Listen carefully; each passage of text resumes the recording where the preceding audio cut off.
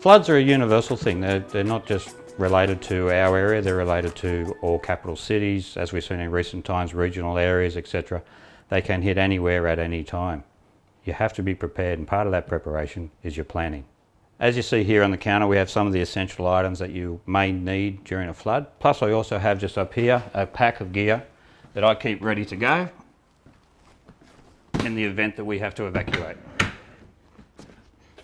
Inside this pack, you have your basics like a first aid kit, a good battery torch with replacement batteries, some matches so you can light up your gas stove if you need to, and some food products that aren't going to spoil if they're left in there for a long time.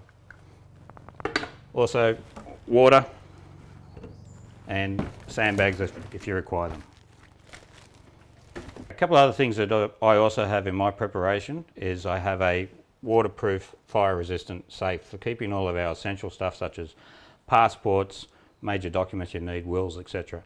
Something easy to grab and to do a runner with if you have to.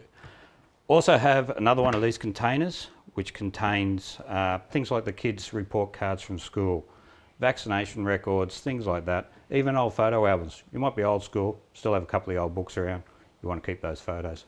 Keep them in one of these, something easy to grab if you've got to get out. Another thing that's essential for you if you have to evacuate or to keep abreast of things is to have a radio handy so that you can listen to the news, you can find out what's happening. So over this side we have a couple of other things that we actually use. As I mentioned before, sandbags. So here's a couple of sandbags filled up so you can barricade doors, etc. if you need to. Water containers, you can never have too much fresh water. Right, so a couple of those is always handy to have. Sleeping bags, a couple of sleeping bags in there in case you have to get out quick and you want to keep warm. Just a gas appliance such as that, easy, something to cook things on, boil water if you need to. And may look strange, but a couple of Besser blocks. If you have to get out, you can actually lift the washing machine up, put it on top of that. Any other electrical appliances that are too hard to move, you can just lift them off the ground. Part of your plan should be that you know as to what your area is like, and even going back to when you built your house. Right, so in your original plans for building your house, you'd know as to whether you're in a floodplain or not. It even comes down to how high off the ground you put your power points. So you plan all that in advance. Stuff in your house that is going to be damaged, electrical items, TVs and so on, put them on top of your tables. You know, that'll protect that. Things like washing machines, as I said, you're not going to put it on a table.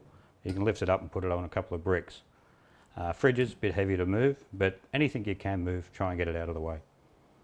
Also part of your planning, if you're building or renovating, is to look at your flooring. If you're in a low area somewhere that could be prone to flooding, look at floors that can handle the flood. Tile floors, things such as that are the way to go.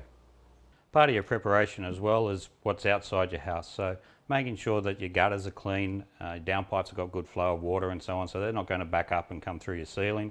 Things are not lying around that could actually, if you do get a flood, lift and carry and damage things, go through windows, etc.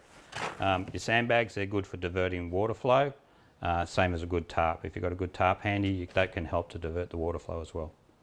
A good drainage system is essential, especially at the bottom of a driveway such as this. This grate drain here is just what you need, but if it's not properly maintained, it's not going to be effective at all.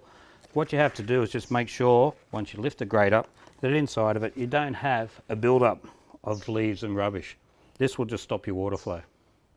Part of your preparation and planning should be to have a well-maintained generator, easy access for you to get.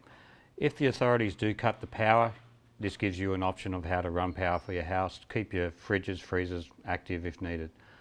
This little generator here will operate most things that you require within your house.